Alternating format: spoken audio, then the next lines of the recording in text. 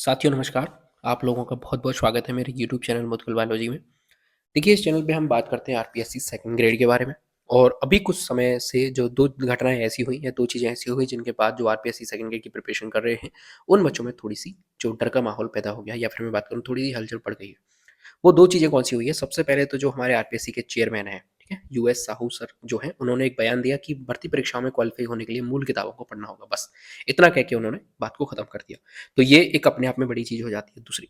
दूसरा क्या हुआ कि कुछ समय पहले ही आरपीएससी ने जो है अपना टाइम टेबल जारी कर दिया कि जो फ्यूचर में कौन-कौन से एग्ज़ाम वो लेने वाले हैं 2026 के अंदर। तो उसमें हमने देखा कि भाई सेकंड गेट की परीक्षा जो है जुलाई 2026 के अंदर होने वाली है 12 से 18 जुलाई। हालाँकि पता हमें पहले से ही था कि 12 जुलाई से हमारे पेपर हैं, लेकिन जब कोई चीज़ ऑफ़िशियली आ जाती है तो हमें थोड़ी-सी डर लगने लग जाता है, जो कि लाज़मी है, लगना भी चाहिए। तो इन 2 चीज़ों के बाद थोड़ी-सी बच्चों में जो आप जो एस्पिरेंट्स हैं, जो अभ्यर्थी हैं, मेरे साथी हैं, उनमें थोड़ा-सा डर का माहौल बढ़ गया। डर का माहौल बढ़ा, थोड़ी-सी हलचल बढ़ गई। तो अब कई सारे वीडियोज़ आपने ऑलरेडी देख लिए होंगे। तो जब बच्चों में डर बढ़ता है या स्टूडेंट में डर बढ़ता है, तो एक शिक्षक या फिर जो एक मार्गदर्शक होता है, ये उसका दायित्व बनता है। तो ये मेरा भी दायित्व है कि मैं आपको उस डर को कम करने की कोशिश करूँ या फिर खत्म करने की कोशिश करूँ।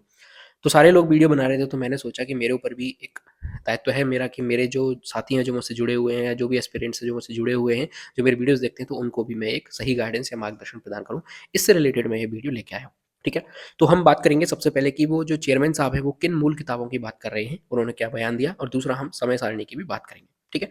उन्होंने एक चीज़ तो ये कही कि हमें मूल किताबों को पढ़ना होगा और दूसरी वो बोले कि भाई आरपीएससी चेयरमैन बोले कि जो अभ्यर्थी 40 या फिर 36% या 40% अगर नहीं ला पा रहा है, वह स्कूल कॉलेज में किस प्रकार से शिक्षा देगा या सही शिक्षा कैसे दे पाएगा? बिल्कुल। यहाँ मैं एक चीज़ क्लियर कर दूँ कि जो चेयरमैन साहब हैं, वो बिल्कुल अपनी जगह 100% करेक्ट हैं, ठीक है? वो अपनी जगह बिल्कुल 100% करेक्ट हैं। क्यों करेक्ट हैं? क्योंकि उन्होंने जो बयान दिया है, वो बयान देने के पीछे उनका कारण है कि वो केवल शिक्षकों की बात कर रहे हैं, ठीक है? यानी कि वो फर्स्ट ग्रेड शिक्षक की बात कर रहे हैं, वो असिस्टेंट प्रोफेसर की बात कर रहे हैं, वो सेकंड ग्रेड टीचर्स की बात कर रहे हैं। तो यही जो ग्रेड एग्ज़ाम है उनकी, जो पेपर है वो आरपीएससी लेती है। तो क्या आप मुझे ये बताइए, क्या वो अपनी जगह सही नहीं है कि एक जो शिक्षक है, उसपे अपनी विषय का या जो भी वो पढ़ाने वाला है, उसमें 36 से 40% अंक नहीं आने चाहिए? क्या एक शिक्षक को इतना मिनिमम नहीं आना चाहिए कि उसके 36 से 40% अंक तो आने ही चाहिए मिनिमम, ठीक है? तो आप उस हिसाब से यदि सोचेंगे तो आपको ये लगेगा कि ये बयान बिल्कुल उनका 100% सही है। कि एक टीचर है, वो शिक्षक बनने जा रहा है, वो शिक्षा देगा बच्चों को, तो उसको खुद को तो कम से कम 40% या 35% आना ही चाहिए। तो वो अपनी जगह बिल्कुल सही है। मेन दिक्कत आती है कि उन्होंने जो बात करी है वो की है कि भई मूल किताबों से पढ़ना होगा। तो आखिर ये मूल किताबें हैं क्या? ठीक है? तो उसकी हम बात करेंगे, देखना। इसमें मैं आपके कौन-कौन से सवालों की बात बात करूँगा, तो देखना मूल किताबें कौन-सी हैं, ये हम बात करेंगे। फिर हम बात करेंगे कि भई आगे की रणनीति अपनी किस प्रकार से होनी चाहिए, मूल किताबों का चयन हम किस प्रकार से करेंगे। फिर हम बात करेंगे कि भई आज से यदि हम तैयारी शुरू करें तो क्या सिलेक्शन हो सकता है क्या? ठीक है? इसके बाद एक जो क्वेश्चन सा मेरे पास आया था कि सर टाइम मैनेज नहीं हो पा रहा है, तो किस तरीके से हम अपना टाइम मैनेजमेंट करें, तो उसकी भी हम यहाँ पे बात कर लेंगे। फिर एक जब मैंने टेलीग्राम पे ये 4 क्वेश्चन्स डाले, ठीक है? और मैंने आपसे पूछा भी था कि आपका कोई क्वेश्चन है तो आप नीचे कमेंट कर सकते हैं, तो वहाँ से जो कमेंट करे हैं वो क्वेश्चन मैंने ले लिए हैं।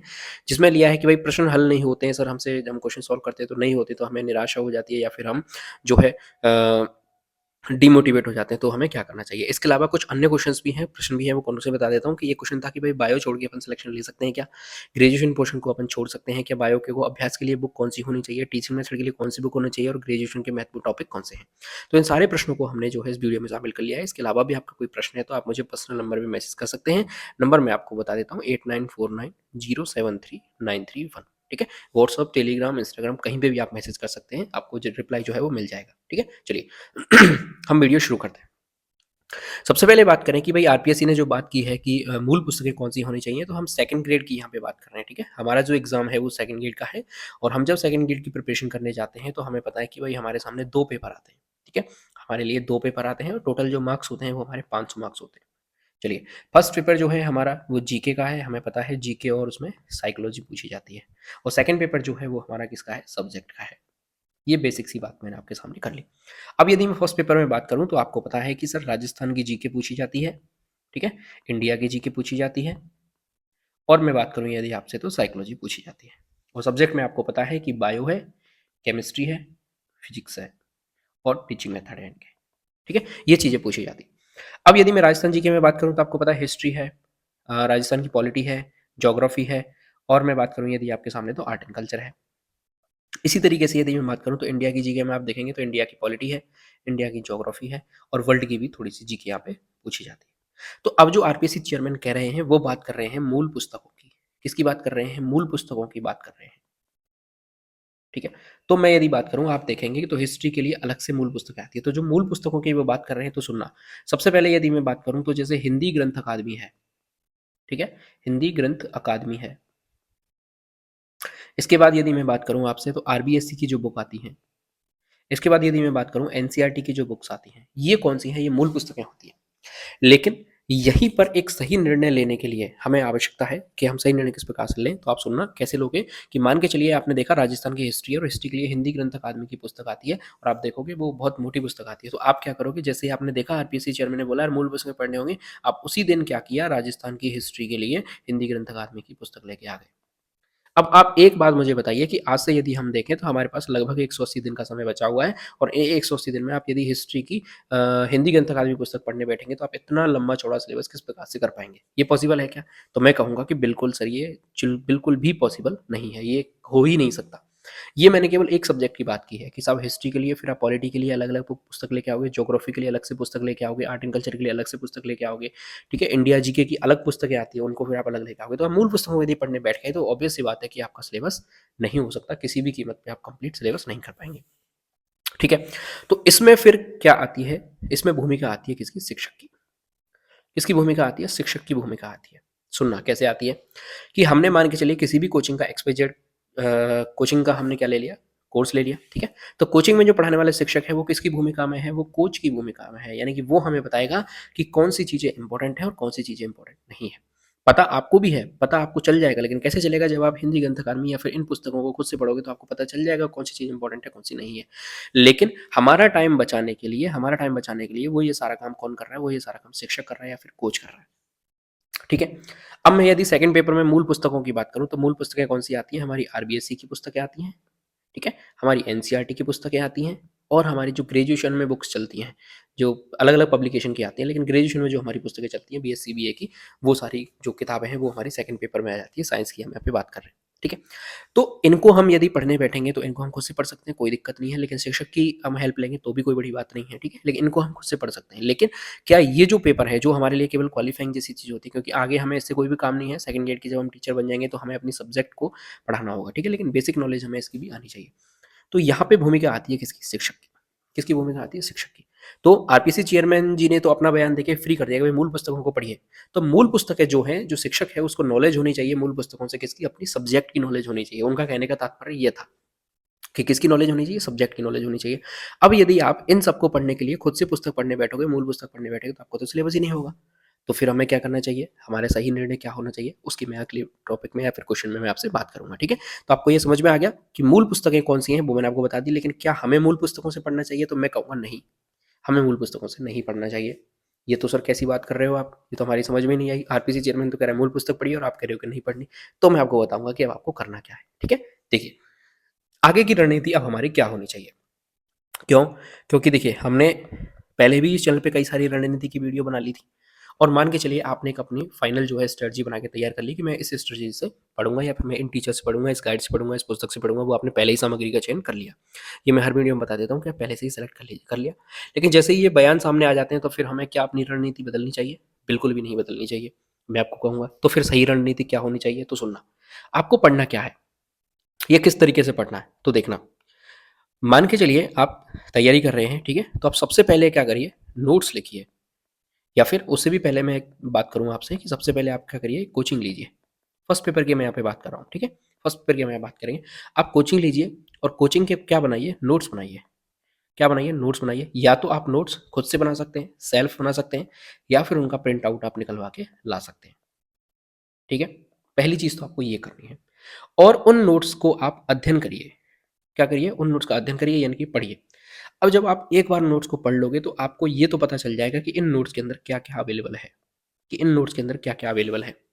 दूसरी चीज़, फिर आप लीजिए कोई भी गाइड। क्या लीजिए? कोई भी गाइड ले लीजिए। गाइड बहुत सारी मार्केट में है। मैं आपको 1-2 एग्ज़ाम्पल बता देता हूँ। जैसे सबसे बढ़िया जो है वो पैनोरमा की है, ठीक है? ये बढ़िया चल रही है। इसके अलावा जो जीजीडी वाले सर हैं, गौरव ज्ञानधारा सर हैं, उनकी भी फर्स्ट पेपर की अच्छी गाइड आ रही है। तीसरी बात मैं यदि बात करूँ तो दीनदयाल पब्लिकेशन जो है, उनकी गाइड भी अच्छी है, वो भी आप ले सकते हैं। इसके अलावा यदि मैं बात करूँ तो जो नाथ पब्लिकेशन की आती है, वो भी अच्छी गाइड आती है, ठीक है? ये सारी आप ले सकते हैं। इसके अलावा और भी मैं बता दूँ, जैसे राहुल चौधरी सर की है, वो वाली बुक भी आप ले सकते हैं। ठीक है? ये जिस लेखक ने पुस्तकें लिखी होंगी या फिर जिस गाइड ने या जिन शिक्षकों ने ये पुस्तक लिखी होंगी, तो ऑब्वियस सी बात है कि उन्होंने मूल पुस्तकों का अध्ययन किया होगा। क्या किया होगा? मूल पुस्तकों का अध्ययन किया होगा, ये 100% है। ठीक है? क्योंकि शिक्षक जब कोई भी विषय पढ़ता है या फिर कोई भी विषय पढ़ाता है तो सबसे पहले वो खुद पढ़ता है। आप जब शिक्षक बनेंगे तो आपको ये पता चलेगा कि जैसे मान के चलिए आप सेकंड ग्रेड के टीचर बने, आपको 9th क्लास में जाना है और आप जो है ग्रेजुएशन तक की चीज़ें पढ़ के आए हैं, तो फिर भी आपको एक बार क्या करें करना पड़ेगा, 9th क्लास की किताब वापस जाके खोलनी पड़ेगी। आप कोई भी चैप्टर जब पढ़ाने जाओगे तो उससे पहले आपको खुद को पढ़ना पड़ेगा, सीधी-सी बात है। तो जब इन टीचर्स ने या इन शिक्षकों ने जब ये पुस्तकें लिखी होंगी तो सबसे पहले क्या किया होगा, इन्होंने खुद को पढ़ा होगा। और कोई भी पुस्तक को एक व्यक्ति लिखता है तो एक अकेला व्यक्ति कभी भी किसी पुस्तक को नहीं लिखता। क्यों? क्योंकि ये समग्र सार है। ये सेकंड ग्रेड की तैयारी के लिए पुस्तक आती है, गाइड आती है, जो भी पुस्तकें आती हैं। तो उनमें क्या होता है कि अलग-अलग विषय के विषय जो अध्यापक होते हैं यानी कि जो विशेषज्ञ होते हैं वो इन पुस्तकों को लिखते हैं। तो यानी कि हमारे पास जो ज्ञान आ रहा है, जो गाइड हमारे पास आ रही है, वो उन मूल पुस्तकों को पढ़ के ही हमारे सामने आ रही है। यानी उन मूल पुस्तकों का अध्ययन उन्होंने किया होगा, उसके बाद वो ये गाइड हमारे सामने लिखी होगी। सीधी-सी बात है, ये कॉमन सेंस है, आपको समझ में आ रहा होगा। चलिए, अब हमने क्या किया, मान के चलिए कोई भी एक गाइड का हमने चयन कर लिया। सबसे पहले हमने क्या किया, नोट्स लिए, नोट्स हमने बनाए या तो आपने प्रिंट आउट निकाल लिया और हमने उनको पढ़ना स्टार्ट कर दिया। ठीक है? फिर हम क्या लेके आ गए, हम पेन और में लेके आ गए, जीडी लेके आ गए, कोई भी आप पब्लिकेशन की गाइड लेके आ सकते हो। मैं यहाँ पे किसी का प्रमोशन नहीं कर रहा, लेकिन मेरे सामने जो गाइड हैं, जो अच्छी हैं, वो मैं आपको बता दी। ठीक है? इनका आपने क्या किया, अध्ययन करना शुरू किया या फिर इनको आपने पढ़ना शुरू किया। पढ़ना शुरू किया तो आपको ये पता चलेगा कि भाई मेरे नोट्स के अंदर क्या है और क्या नहीं है। और आपको जैसे ही ये गाइड पढ़ी तो आपको ये पता चल गया कि यार इसके अंदर ये नया है। तो आपने क्या किया, जो लाइन आपको नई लगी उसको तुरंत आपने क्या किया, अपने नोट्स के अंदर नोट डाउन कर लिया। क्या कर लिया, अपने नोट्स के अंदर उसको नोट डाउन कर लिया। ठीक है? ये सारी आप देख रहे हैं तो सेल्फ स्टडी चल रही है। कोचिंग अपनी एक बार हो चुकी है, उसमें हमने नोट्स बना लिए, उसके बाद हम सेल्फ स्टडी कर रहे हैं। मूल पुस्तकों का अध्ययन नहीं कर रहे हैं क्योंकि ये जो पुस्तकें हैं ये सारी मूल पुस्तकों से ही बन के आई हैं। तो हमें ये पता चल गया कि भाई ये चीज़ नई है, ये हमारी किताबों में नहीं है या फिर ये मेरे नोट्स के अंदर नहीं है, तो मैंने उसका क्या कर दिया, अपने नोट्स के अंदर उसको मेंशन कर लिया। ठीक है? तीसरी चीज़, हमने कोचिंग कर ली, हमने नोट्स पढ़ लिया, हमने गाइड पढ़ ली। इसके बाद आती है किसकी, अभ्यास की बारी। किसकी बारी आती है, अभ्यास की बारी। और अभ्यास के लिए हमने क्या ले ली, कोई भी टेस्ट सीरीज ले ली, जहाँ से हमें क्या है, नए-नए प्रश्न देखने के लिए मिल रहे हैं। नए-नए हमें प्रश्न देखने के लिए मिल रहे हैं। अब चूँकि हम क्या कर रहे हैं, अपने नोट्स का भी क्वेश्चन्स जो है हमने पढ़ रखे हैं या फिर नोट्स का मटेरियल हमने पढ़ रखा है और एक गाइड हमने पढ़ रखी है अच्छे से। तो हमें ये पता चल गया कि इन दोनों नोट्स के अंदर या फिर मेरी जो गाइड है इसके अंदर कौन-सी चीज़ है और कौन-सी चीज़ नहीं है। फिर हमने क्या देखा, हम प्रश्न सॉल्व कर रहे थे और करते-करते हम चले तो एक नया प्रश्न हमारे सामने आ गया। एक नया प्रश्न हमारे सामने आया और ये आया कि यार ये प्रश्न मैंने नहीं पढ़ा है या मैंने पढ़ा ही नहीं है ये प्रश्न। तो फिर मैंने देखा एक बार, लगा कि यार ये नोट्स में शायद मेरे हो सकता है, उस टॉपिक में जाके खोल के देखा तो मैंने देखा यार ये मेरे नोट्स के अंदर नहीं है। और चूँकि मैं पहले ही मूल पुस्तकों को उन्हें नोट्स में मेंशन कर चुका हूँ, ठीक है? तो मैंने देखा यार मूल पुस्तक वाले मटेरियल में भी ये चीज़ नहीं है। तो फिर मैं क्या करूँगा, इस नए प्रश्न को भी कहाँ मेंशन कर लूँगा, अपने नोट्स के अंदर मेंशन कर लूँगा। ये चीज़ आपकी समझ में आ गई? ठीक है। यानी सबसे पहले आपके सामने कोचिंग के नोट्स थे, फिर हमने क्या किया, गाइडों का अध्ययन किया, मूल पुस्तकों से जो मैटर हमारे पास निकल के आया, उनको मैंने अपने नोट्स में मेंशन कर लिया। फिर मैंने क्या किया, टेस्ट सीरीज़ में कोई नया प्रश्न मेरे सामने आया, उसको भी मैंने क्या कर लिया, नोट्स के अंदर मेंशन कर लिया। अब आप सोचिए कि आपके पास ये जो नोट्स बन के तैयार हुए हैं, आपके पास ये जो खुद के नोट्स बन के तैयार हुए हैं, क्या ये 3 चीज़ों का सार नहीं है? क्या जिस टीचर ने आपको पढ़ाया होगा उसका ये सार नहीं है? क्या दूसरा टीचर जिसकी आपने गाइड लेके आए हैं, क्या उसके जो कंटेंट है वो इसके अंदर नहीं है? क्या कोई तीसरा टीचर जिसकी आपने टेस्ट सीरीज़ ली है, जिसने उन क्वेश्चनों को बनाया है, इन तीनों टीचर्स का जो समग्र है या जो सार है, वो आपको कहाँ मिल गया? अपने नोट्स के अंदर मिल गया। अब आपके सामने क्या रह जाएगा? आपको ये गाइड तो पढ़नी नहीं है। क्यों? क्योंकि जो नया मैटर था वो आप ऑलरेडी नोट्स के अंदर मेंशन कर चुके हैं। अब आपके सामने क्या रह गए? ये नोट्स रह गए। आपके सामने क्या रह के आ गए? ये नोट्स रह के आ गए। अब आपको क्या करना है? दोहरान करना है। दोहरान यानी कि आपको रिवाइज़ करना है। किसको रिवाइज़ करना है? नोट्स को रिवाइज़ करना है बार-बार। नोट्स का बार-बार रिवाइज़ करना है और साथ ही साथ आपको क्या करना है? अभ्यास करना है। क्या करना है? अभ्यास करना है। अभ्यास के लिए आप कोई भी टेस्ट सीरीज़ ले सकते हैं एक्स, वाई, जेड, जहाँ से आपको क्वेश्चन मिल रहे हैं वहाँ से आप क्वेश्चन कर सकते हैं। ठीक है? आगे मैं आपको बताऊँगा कि पैटर्न भी किस प्रकार से चेंज किया है। पहले क्या आता था और अभी क्या आता है, वो मैं आपको अभी बताने वाला हूँ थोड़ी देर बाद। तो आप क्या करेंगे, नोट्स का बार-बार रिवीज़न करेंगे, रिवीज़न करने के बाद आप अभ्यास करेंगे और फिर यदि अभ्यास के दौरान आपको कुछ और चीज़ें लगती है कि यार ये मेरे नोट्स के अंदर नहीं है, तो वापस आप क्या कर लेंगे, उस दोहरान वाली चीज़ में ही आप उसको क्या कर लेंगे, मेंशन कर लेंगे। ठीक है? तो ये होता है बेटा पढ़ाई का सही तरीका, सेल्फ स्टडी करने का सही तरीका। अब मुझे आप ये बताइए कि पैनोरमा गाइड जो इतनी मोटी आती है, जीजीडी की गाइड जो इतनी मोटी आती है, उसको बार-बार आपको पढ़ना पड़ेगा क्या? नहीं पढ़ना पड़ेगा। क्यों? आपने एक बार पढ़ ली, पढ़ने के बाद आपने अपने नोट्स के अंदर उस चीज़ को मेंशन कर लिया, बात खत्म हो गई। इतनी सी बात थी, सिंपल। अब आपको इन गाइड्स को बिल्कुल देखना ही नहीं है। ठीक है? आपको किसको देखना है? बार-बार आपको अभ्यास करना है और अपने नोट्स का रिवीजन करना है। इस तरीके से आप क्या कर सकते हैं? सेल्फ स्टडी कर सकते हैं। ये मैंने आपको फर्स्ट पेपर की बात करी है। ठीक है? आशा करता हूँ यहाँ तक आपको चीज़ें जो है समझ में आ गई होंगी। अब मैं बात करूँगा अभ्यास या फिर टेस्ट सीरीज का चयन किस प्रकार से आप कर सकते हैं। हालाँकि मैंने पर्टिकुलर वीडियो बना रखी है, फिर भी आप उसको जाके देख सकते हैं। अगर नहीं समझ में आता है तो वापस यहाँ पे आप देख सकते हैं। अब सुनना, पैटर्न किस प्रकार से चेंज हुआ है वो मैं आपको एक चीज़ बताना चाहूँगा यहाँ पे कि पैटर्न किस प्रकार से चेंज हुआ है क्वेश्चंस का। प्रश्नों की यदि मैं बात करूँ, प्रश्नों का पैटर्न किस प्रकार से चेंज हुआ है या फिर जो 40% अंक हैं वो क्यों नहीं आ पा रहे हैं। सुनना, पहले जो प्रश्न आते थे वो पी-वाई-क्यूज़ के अंदर से मोस्टली आ जाते थे। तो हमने क्या किया, अपना पढ़ने का तरीका चेंज कर दिया और हम किस पे रिलाय हो गए या फिर हम किस पे निर्भर हो गए, हम पी-वाई-क्यूज़ पे निर्भर हो गए। हमने दिशा 2020 की बुक्स को रट के फेंक दिया एक बार के लिए, पूरी हमने रट दी। लेकिन आरपीएससी ने क्या कर दिया, अपना पूरा पैटर्न ही चेंज कर दिया। यानी प्रीवियस ईयर के क्वेश्चंस मिलेंगे आपको 1 या 2 और बाकी के उसने नए क्वेश्चंस डालना शुरू कर दिया। अब सुनना, मान के चलिए आप कोई भी टॉपिक पढ़ रहे हैं, कोई भी टॉपिक ले लीजिए, आप हिस्ट्री का कोई भी टॉपिक ले लीजिए। आप मान के चलिए कोई राजा के बारे में पढ़ रहे हैं, ठीक है? किसी भी राजा के बारे में आप पढ़ रहे हैं, आप सांगा के बारे में पढ़ रहे हैं, किसी भी एक्स-वाई-ज़ेड राजा के बारे में आप पढ़ रहे हैं, ठीक है? अब पहले हम क्या पढ़ते थे, पहले हम फैक्ट याद करते थे। फैक्ट याद करते थे कि सांगा का जन्म किस तारीख को हुआ, सांगा का जन्म कहाँ हुआ, सांगा ने कौन-कौन से युद्ध लड़े, कौन-सा युद्ध कब हुआ। पहले हम इन सारी चीज़ों की बात करते थे, क्यों? क्योंकि उस समय प्रश्न ही यही पूछे जाते थे। आ गई आपके क्लियर बात समझ में आ गई? और प्रीवियस ईयर के अंदर हमने देखा कि यार इसी प्रकार का पैटर्न पहले पूछा जा रहा है, तो हम उन्हीं को याद कर लेते थे। लेकिन अभी जब न्यू पैटर्न आरपीएससी ने लिया है, तो आरपीएससी पूछेगी प्रश्न तो सांगा में से ही, बाहर से तो पूछ नहीं से रही, क्योंकि आपके सिलेबस में सांगा मेंशन किया हुआ है। तो सांगा में से पूछेगी, लेकिन इस बार वो कैसे प्रश्न पूछेगी? इस बार वो प्रश्न पूछेगी भाषा में, कि आपको सांगा के बारे में डिटेल्स कितनी आती हैं, आपने सांगा को कितने अच्छे से पढ़ा है, यानी कि आपने सांगा को कितने अच्छे से समझा है। यानी कि अब जो प्रश्न आएंगे वो कैसे आएंगे, समझ पर आधारित आएंगे। बताइए किस पर आधारित आएंगे, समझ पर आधारित आएंगे। आ गई आपकी बात समझ में?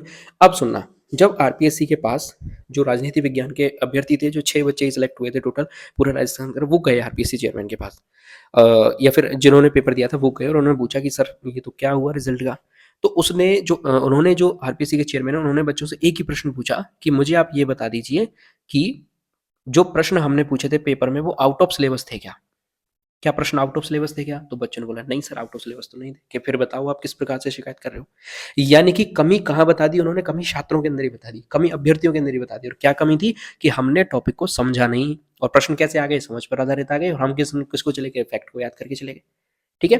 तो आपको जो अपने नोट्स तैयार करने हैं, या जहाँ से भी आप अभ्यास कर रहे हैं, जहाँ से आपको नोट्स तैयार कर रहे हैं, या फिर पेनोर में आप पढ़ रहे हैं, तो आप उसको फैक्ट के रूप में ना लिखें कि सांगा ने क्या किया, कौन सा युद्ध लड़ा, कौन से युद्ध में कौन उसका जो सेनापति था या क्या था। आपको पूरी कहानी की तरह उसको याद करना। ठीक है? सारे टॉपिक्स का सार मैं आपको बता दे रहा हूँ। कोई भी टॉपिक आप पढ़ रहे हैं तो उसको बिल्कुल एज इट इज कहानी की तरह आप याद करिए, जिससे यदि फैक्ट वाला क्वेश्चन आ जाता है वो भी हमारा 100% सही हो जाएगा। और अगर कोई थ्योरी का क्वेश्चन पूछा जाता है या भाषा का क्वेश्चन पूछा जाता है तो वो भी आपका 100% सही हो जाए। यानी कि अब आपको पढ़ाई करनी है, वो कैसे करनी है, समझ पर आधारित आपको पढ़ाई करनी होगी। आशा करता हूँ ये जो चीज़ें हैं आपके समझ में आ गई होगी। मैंने बिल्कुल डिटेल आपको मैंने क्लियरली बता दिया है कि किस तरीके से अब आपको पढ़ाई करनी चाहिए। इससे बेहतर तरीके से शायद ही आपको कोई समझा पाएगा। ठीक है? यानी कि आपको फर्स्ट पेपर किस प्रकार से तैयार करना है, समझ पर आधारित करके तैयार करना है। जैसे आपने स्प्रिंग बोर्ड के राजवीर सर को देखा होगा, उनको सारी चीज़ें कैसे याद है, कहानी की तरह याद है। ठीक है? अब आप बोलोगे सर हम किस-किस की कहानी याद करेंगे? तो जब आप किसी चीज़ को एक बार समझ लेते हैं, तो वो आपके दिमाग में क्या हो जाती है, वो चीज़ आत्मसात हो जाती है। और आप किसी चीज़ को समझेंगे कैसे? तो किससे समझ में आएगी वो चीज़? दोहरान से समझ में आएगी। आप किसी चीज़ को पढ़िए, किसी टॉपिक को पढ़िए, उसको बार-बार, बार-बार, बार-बार आप रिवाइज़ करेंगे, तो धीरे-धीरे, धीरे-धीरे वो आपकी स्थायी जो मेमोरी है, यानी कि जो परमानेंट मेमोरी है उसमें वो सेव होती जाएगी। और ये चीज़ आपको पता चल जाएगी। अगला, जब हम भाषा के प्रश्न सॉल्व करते हैं तो हमें ये चीज़ पता चल जाती है कि वो है तो फैक्ट के रूप में ही, लेकिन वो थोड़ा उसका पैटर्न चेंज कर दिया, उसको भाषा के रूप में दे दिया। तो हम एक शब्द को पकड़ के ही, या नहीं है या हाँ है, उसको पकड़ के हम उस ऑप्शन को काट देते हैं कि यार ये तो नहीं हो सकता या ये हो सकता है। ठीक है? तो इस प्रकार से आप फर्स्ट पेपर को तैयार कर सकते हैं, और सेम चीज़ जो है सेकंड पेपर के लिए भी होती है लागू। ठीक है? चलिए, आगे की रणनीति मैंने आपको बता दी। यानी कि ये जो मेरा क्वेश्चन था वो यहाँ पे समाप्त हो जाता है कि मूल किताबें कौन-सी हैं और किस प्रकार से आपको तैयारी करनी है। ठीक है? चलिए, अब अगला सवाल हमारे सामने आता है कि सर यदि हम आज से यदि किसी चीज़ की शुरुआत करें तो किस प्रकार से हम इस चीज़ की शुरुआत कर सकते हैं। ठीक है? तो यदि मैं बात करूँ कि अभी मैं 2 जनवरी 2026 को ये वीडियो बना रहा हूँ और जुलाई में यदि आपका पेपर है, तो मैं एक मोटा-मोटी समय लेके चलूँ तो 180 दिन का समय आपके पास रह जाता है। और यदि मैं एक शब्द में इसका उत्तर देना चाहूँ कि यदि हम आज से शुरुआत करें तो क्या सिलेक्शन हो सकता है, तो मैं 1 वर्ड में आंसर दूँगा, यस। हाँ, सिलेक्शन हो सकता है, लेकिन कुछ शर्तें हैं। पहले भी मैं आपको बता देता हूँ, बताई थी और अब वापस बताता हूँ। कुछ शर्तें हैं कि आपकी कंसिस्टेंसी, यानी कि आपकी निरंतरता कितनी है। आपकी निरंतरता कितनी है, आप कितने घंटे निरंतर पढ़ सकते हैं। दूसरा, आप कितना पढ़ सकते हैं, कितना आप समय दे सकते हैं, या फिर कितनी आप मेहनत कर सकते हैं। इस एक ही बात है दोनों, लेकिन मैं अलग-अलग लिख देता हूँ कि आप कितनी मेहनत कर सकते हैं। क्या आप उस चीज़ के लिए समर्पित हैं कि मुझे जुलाई में जो एग्ज़ाम होने वाला है उसमें मुझे 1 सीट चाहिए, बात खत्म। मुझे उसके लिए कुछ भी करना पड़े। मुझे खाना छोड़ना पड़े, मुझे सोना छोड़ना पड़े, मुझे दोस्त छोड़ने पड़े, मुझे यार छोड़ने पड़े, मुझे जो मेरी फैमिली फंक्शंस हैं वो छोड़ने पड़े, मुझे कुछ भी छोड़ना पड़े, लेकिन मैं 1 सीट लेके रहूँगा। क्या आप इतना समर्पण कर सकते हैं क्या? यदि आप इतना समर्पित हैं, इतना समर्पण आप कर सकें, तो मेरा वन वर्ड में आंसर है कि यस। आप सेकंड ग्रेड छोड़िए, आप फर्स्ट ग्रेड तक का एग्ज़ाम क्रैक कर सकते हैं 180 दिन के अंदर। बशर्ते कि आप डेली के 8 से 10 घंटे या 11-12 घंटे जितने आप दे सकते हैं, मैक्स टू मैक्स। जितने आप दे सकते हैं, जितना आपका शरीर जवाब देता है, जितना आपका दिमाग कर सकता है, लेकिन उसके लिए क्या करना पड़ेगा? आपको समर्पित होना पड़ेगा। आपको मेहनत करनी पड़ेगी, आपको निरंतर रूप से चीज़ें करनी पड़ेंगी, तो आप 180 दिन के अंदर 101% मैं गारंटी के साथ कह सकता हूँ, आप सेलेक्ट हो सकते हो। कैसे भी प्रश्न आ जाए, कितना ही कठिन पेपर आ जाए, लेकिन आपकी एक सीट पक्की है, मेरी गारंटी है। ठीक है? तो मैंने वन वर्ड में आपका आंसर दे दिया कि हाँ, आप सेलेक्ट हो सकते हो। आपको करना क्या चाहिए? तो मेरे चैनल पे वीडियोज़ पड़ी हुई हैं, आप देखिए। पहले सवाल में जवाब में मैंने आपको फर्स्ट पेपर को पढ़ने का तरीका बता दिया, किस प्रकार से पैटर्न आता है वो मैंने आपको बता दिया, और रणनीति की सारी वीडियोज़ आप मेरी देख लीजिए, जिस भी चैनल पे पड़ी हुई है, सेम उसी रणनीति को आप फॉलो करिए और आपका 100% सिलेक्शन हो सकता है 180 दिन के अंदर। ठीक है? लेकिन आपको चीज़ें जो ध्यान रखनी है, मैंने शर्तें बता दी कि इन शर्तों को यदि आप पूरा करते हो तो आप 100% सिलेक्ट हो सकते हो।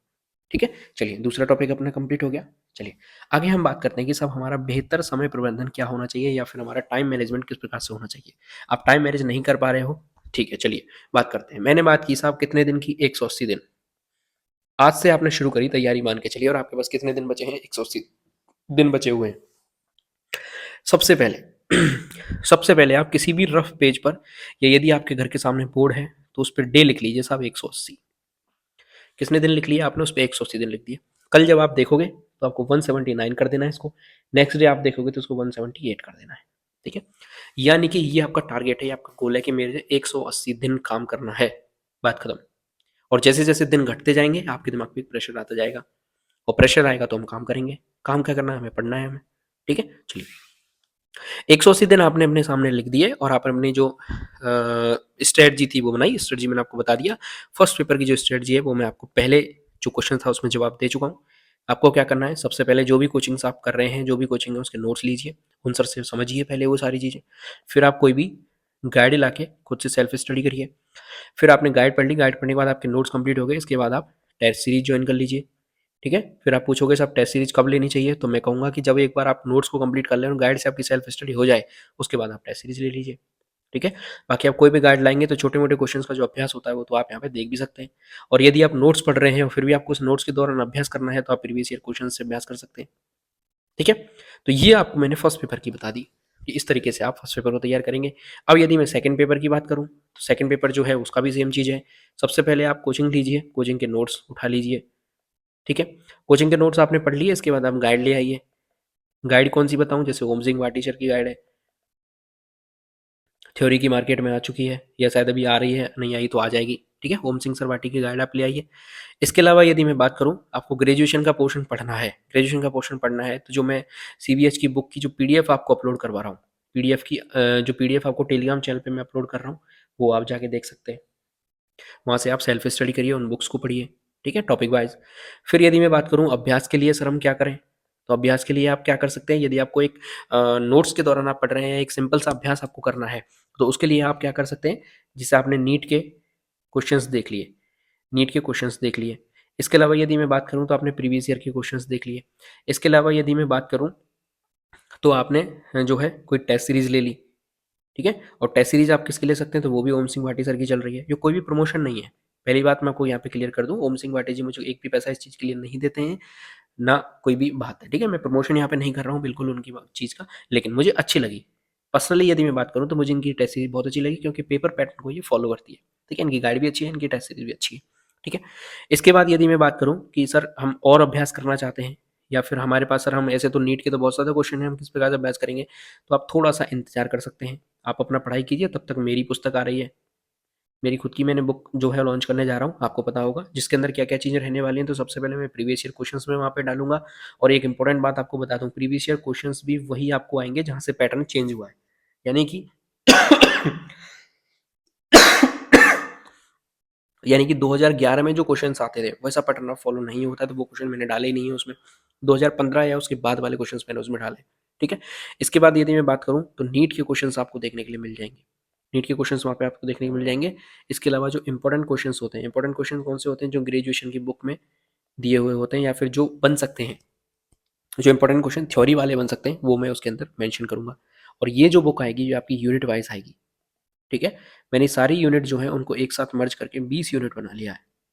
कितनी यूनिट बना ली है, 20 यूनिट बना ली है।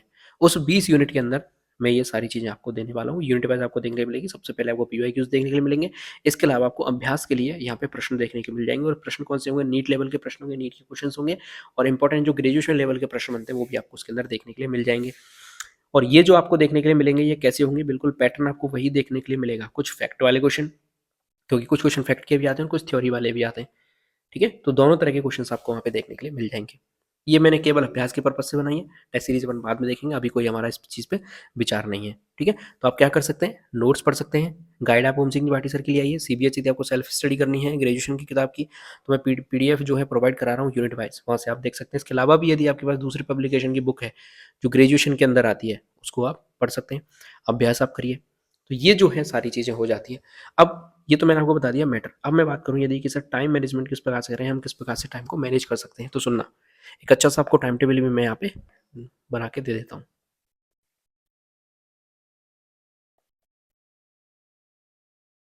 अच्छा सा मैं आपको यहाँ पे टाइम टेबल बना के दे देता हूँ, देखिए। टाइम टेबल जो है देखना वेरी कर सकता है अलग अलग चीज़ों पे, ठीक है। आपका टाइम किस प्रकार से होता है, अभी सर्दियों का दिन है, तो मैं मोटा मोटी आपको मैं टाइम टेबल देता हूँ। जैसे आप सबसे पहले 7 से 11 का एक स्लॉट बना लीजिए, ठीक है। इसको आप बनाइए फर्स्ट स्लॉट, यानी आप 6 बजे उठिए, 6:30 उठिए, 7 तक आप जो भी करना है आपको वो कर लीजिए। फर्स्ट स्लॉट उठा लीजिए और फर्स्ट स्लॉट में जो भी आपको पढ़ना है, मेरे हिसाब से आप जीके पढ़ोगे तो ज़्यादा सही रहेगा, क्योंकि जो मॉर्निंग शिफ्ट होती है उसमें ही अपना पेपर जो है जीके का होता है, तो अपना जो ब्रेन के जो न्यूरॉन्स होते हैं उस हिसाब से जो है अपन ढाल लेंगे उनको, तो काम आएगी ये चीज़ें, ठीक है। तो फर्स्ट आप सबसे पहले फर्स्ट स्लॉट में क्या करेंगे, जीके पढ़ेंगे।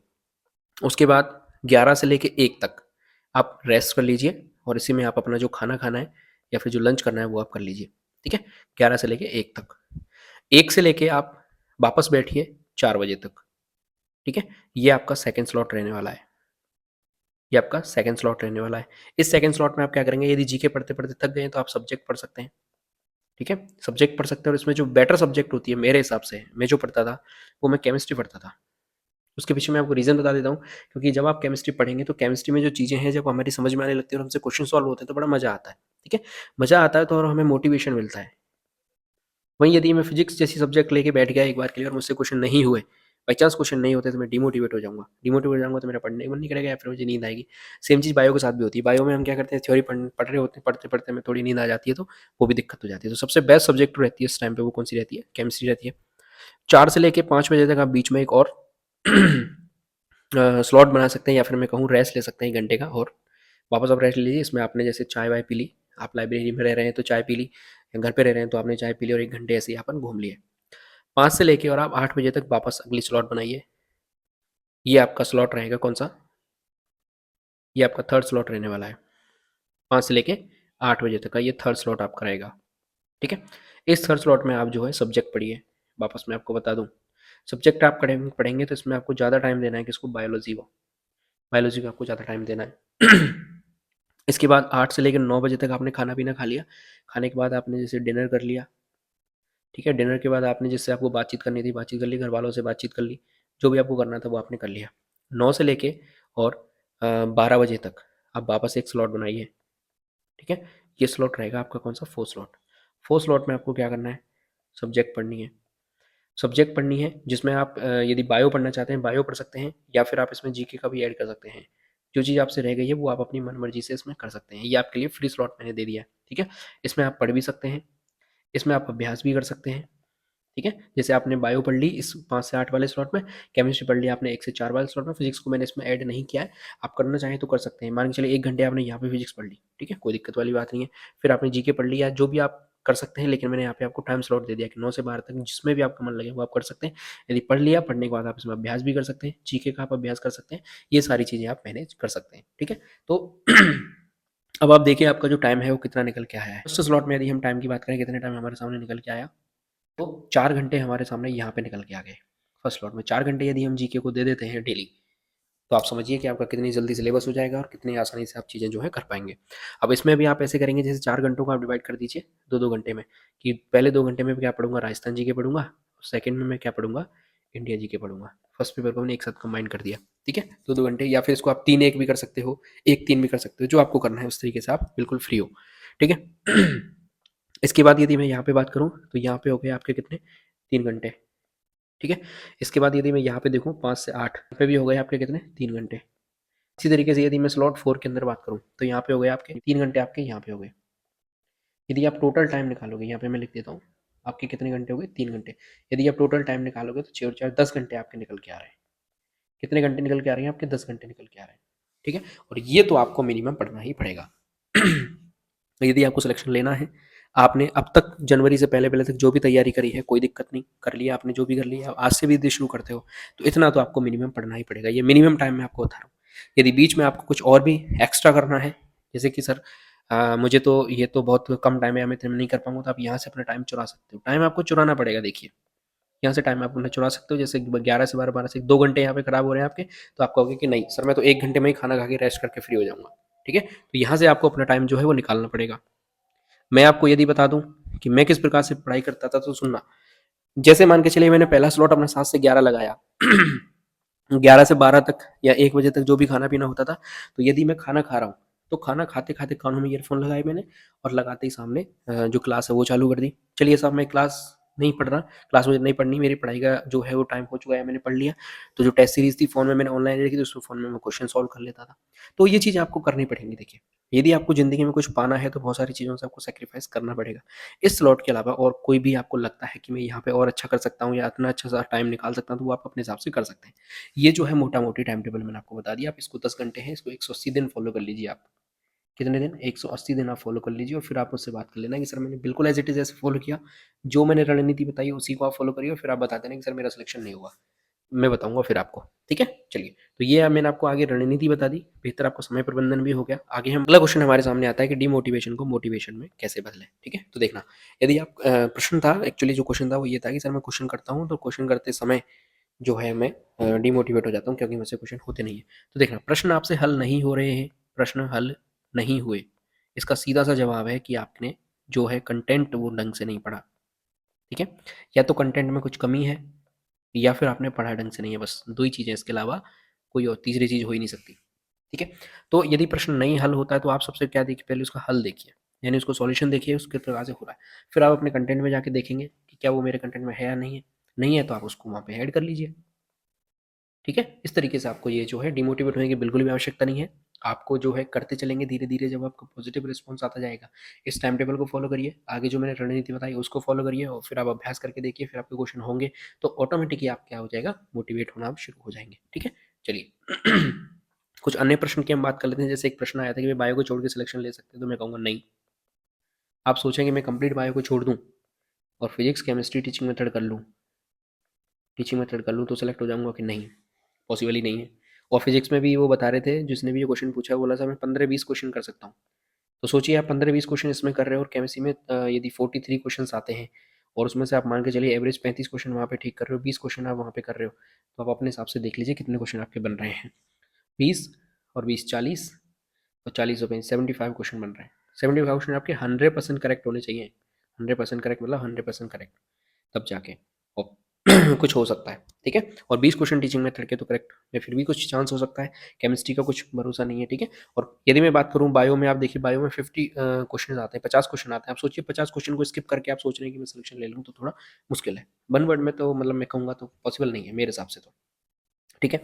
अगला क्वेश्चन आया कि भाई ग्रेजुएशन पोर्शन छोड़ सकते हैं क्या? बायो के लिए था ये, कि बायो का अपन ग्रेजुएशन पोर्शन छोड़ सकते हैं क्या? तो नहीं छोड़ सकते, ठीक है? क्यों? क्योंकि आरपीएससी ने जो है, जो सिलेबस है, जो जारी किया है, उसमें ये नहीं बताया कि हम सेकेंडरी, सीनियर सेकेंडरी से कितने क्वेश्चन पूछेंगे और ग्रेजुएशन से कितने क्वेश्चन पूछेंगे। तो जब आप देखेंगे कि पूरा उनका दारोमदार जो है, यानी कि पूरा फोकस ही उनका ग्रेजुएशन पोर्शन पे है, और आप सोचें कि मैं ग्रेजुएशन पोर्शन छोड़ दूँ, तो भी सिलेक्शन नहीं हो पाएगा, ठीक है? अभ्यास के लिए बुक कौन सी रहेगी? तो फिलहाल तो मैंने आपको बता दिया, ओम सिंह भाटी सर की जो बुक चल रही है वो आप ला सकते हैं, उनकी टेस्ट सीरीज ज्वाइन कर सकते हैं। बाकी यदि आपको थोड़ा इंतजार है, आप इंतजार कर सकते हैं, तो आप इंतजार करिए मेरी पुस्तक का, बहुत जल्दी वो आपको देखने के लिए मिल जाएगी। कब तक मिल जाएगी, तो मैं फरवरी तक कोशिश कर रहा हूँ, ठीक है। फरवरी तक आपकी जो पुस्तक है वो आप सबके सामने होगी। फिर भी आपको मार्च अप्रैल मई 3 महीने मिलेंगे, जून 4 महीने आपको मिल जाएंगे, फिर भी आप अच्छे से अभ्यास कर पाएंगे। टीचिंग मेथड के लिए बुक्स कौन सी है, तो वही मैं आपको बताऊंगा, ओम सिंह भाटी सर की, ठीक है। वो आप बुक ला सकते हैं, उनकी थ्योरी की बुक है, उसको पढ़िए, उसके बाद आप क्वेश्चन सॉल्व करिए, तो आपके 100% क्वेश्चन हो जाएंगे। फिर अगला क्वेश्चन ये था कि भाई ग्रेजुएशन के महत्वपूर्ण टॉपिक्स कौन से हैं।